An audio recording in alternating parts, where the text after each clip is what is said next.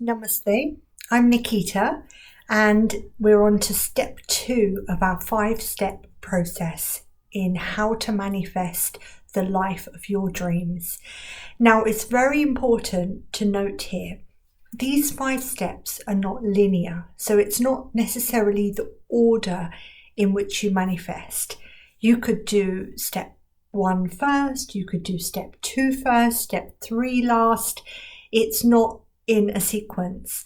These, however, give you a guideline to be able to consciously manifest. Remember that we're always manifesting, even when we're asleep, because we're always creating. Our brain is always in a state of creation. That's what we're doing.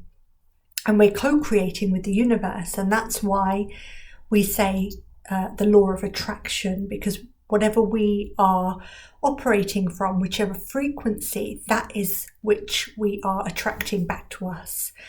So it's really important to remember that these steps are not linear. So step 1, we talked about what do you want? And remember I said it's the hardest thing to decide what you want, because the brain just wants everything and nothing. It's just quite sporadic sometimes, and especially if we don't know where we're operating from. I talk a lot about lower self and higher self. So if we are operating from the lower mind, then one day the lower self will say, I want this, I want that, and then it will change its mind. Whereas the higher self tends to know what's best for you in the longer term. But both voices in your head sound so convincing, and that's why sometimes we struggle to differentiate and discern between which one is communicating with us. That's why it's so important to do practices like mindfulness and meditation, which help you to tap into the higher self. So the more you're in the higher self, you're in that state, the more you're able to then recognize that the lower self is very different. It's usually a very negative feeling in the body. So it could be in the heart center, it could be in the solar plexus, it could be in the sacral. It's normally one of the lower chakras that gets affected when the lower mind is at play. Whereas if the higher mind is activated, it's normally in the highest chakras, so from the throat upwards, the third eye and the crown. So it's really important to know which state of mind am I operating from, because that will help you to decide what you want. So I hope that you've done that exercise, and now we can move on to step 2. Step 2 I find really fun to do because it's visualize it happening. And the reason I said that the steps are not linear is because I'd like to give you my own example here. So my husband and I wanted to move house. We didn't know where, we didn't know what, we didn't really have much of a criteria. We just knew that we wanted to move. Now, in all of my branding materials, including my brochures and my leaflets and my journal books that I give out at my retreats, I put pictures of a forest. I even put pictures of a forest on my poetry book, which ended up getting published. Now, at the time I did that, we were living next to a canal. So I was a very water person. I love water. I'm a water sign. And so I loved living near a canal. And I never thought about living anywhere else. I always hoped that the place we would move to, there would be water there somehow, whether it's a river, whether it's a lake, or anything to do with water. But it was only a year after we moved in to our new home that one of my clients came round, and she was like, oh wow, you live next to woodland. And I was like, yeah. And she said, but that forest that you live next to is on all of your branding. You did the branding before, didn't you? And she was the one that helped me put 2 and 2 together. I hadn't even realized. It was so obvious to me. And I was like, wow. So in my case, I must have manifested living right next to, very close proximity to a forest. And it was on all of my branding for years before that. Another example related to the house as well was that I used to say to my husband, I can imagine myself sitting in a balcony and drinking coffee in the mornings. I absolutely love my morning coffee. That's my thing. And he said to me, well, flats come with balconies and houses come with gardens typically. So we're looking for a house. So I don't think a balcony is going to even be on the radar. And I was like, yeah, I know that. But I'm just saying, for some reason, I keep getting this vision in my mind of me sitting on a swing, having my morning coffee in a balcony. And he was like, okay, well, it's not going to happen because unless you want a flat, you can't have a balcony. So anyway, I forgot about it and just left it there. And then as we were going for viewings, a house came up and it hadn't been built yet. And it was just a plot of land. It was a new build. And, you know, I mean, even hesitating to say this because it just feels so surreal to me to even say it out loud, actually. But we looked at this house and they showed us a show home. And then we looked on this, map, if you like, and then we saw the plot. And lo and behold, the builder said to us, and there's going to be a balcony. And I was like, what? And they said, yeah, we're going to build a balcony. And I was like, so does that mean it doesn't come with a garden? And they said, no, there's still a garden, but there's also a balcony. It's quite a big one. You could even put a swing in there.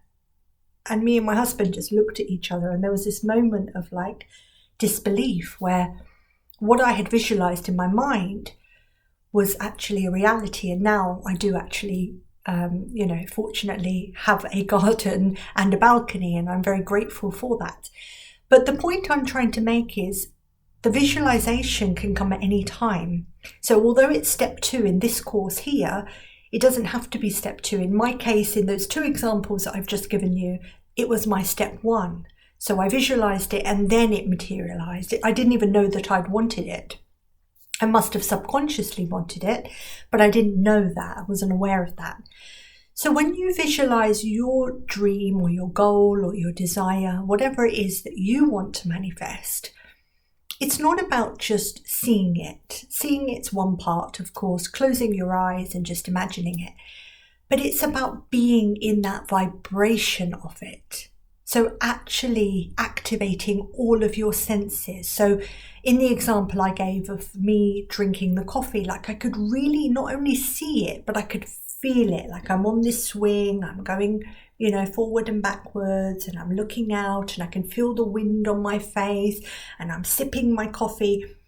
I actually got into that state. I didn't know that I was manifesting it. But the way that you're going through this process is you are consciously going to manifest whatever it is you want. So just experiment. First of all, practice with something small. Like you hear some of these law of attraction teachers and they say experiment with a £10 note. Imagine that you've just been given a £10 note and just feel it in your hand and it's come out of the blue. You didn't earn it, just somebody gave it to you. And then just see how that plays out if it comes true. And so then you'll get confidence to be able to do more things and bigger things. And so this is really, really important to be able to visualize. Visualization is only one step. It's not all of the steps. Don't forget, we've still got another 3 steps to go. A lot of people, when they teach manifestation, they make it sound as though it's something magical or woo-woo that you just say, I want a car, and it turns up in the driveway. Obviously, that is not going to happen. It might happen, but no, it's not likely to happen. Manifestation is about deciding what you want, visualizing it, and then we will move on to the other steps later on, which include action. So for now, I'd really like you to tap into that part of your brain that is able to really imagine things. So remember, the mind doesn't know the difference between the past, the present, and the future. There's no such thing as timelines. It also doesn't know the difference between illusion and reality. So now that we know this, that it doesn't know timelines and it doesn't know illusion, reality, we can effectively play the game. Yeah, we can play the game with our mind. We can say, okay, mind, I would like to have this, but it's not about just requesting. It's not a genie in a bottle thing. It's about imagining that you already are it. And if you already are it, then you step into that vibrational state of being it. So one of the mentors that I follow quite closely on YouTube, she often says that she was broke. She had no money at all, and she barely had like a few pounds in her bank account. And she used to walk her children to school, and she'd then go and pick them up in the evenings, after school rather. And one thing that she always says is that on her school walks, she would actively, consciously walk really upright, and her posture was really straight, and she'd be holding her children's hands, and she was very much in a state of, I have not just a little bit of money, I have an abundance of money. Now, can you imagine someone who doesn't have money in their bank account? The reality is so different to the desire, and yet she was able to step into that state of imagining she did. So she walked as if she had money. She talked to other mums as if she had money. She she behaved as if she had money. Of course, we're not talking about putting on a pretense. There's a fine line here. But more than the doing, it's more about the energy, the feeling of it. And within a year, she became, a millionaire. Now she's a multimillionaire, probably even a billionaire by now.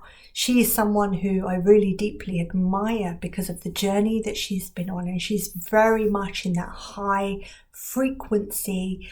And that's exactly what we need in order to manifest. We can have anything we want. Okay, you've probably heard the saying, whatever the mind can conceive, the mind can achieve. And that's so true. So you could be, you could do, you can become anything or anyone you want to be. You just need to believe it's possible. And that is the next step. So for now, I would like you to focus on visualizing and thinking about not only seeing in your mind's eye, but also being in that vibrational state. I hope this video has helped, and I'm looking forward to seeing you for step 3. Namaste.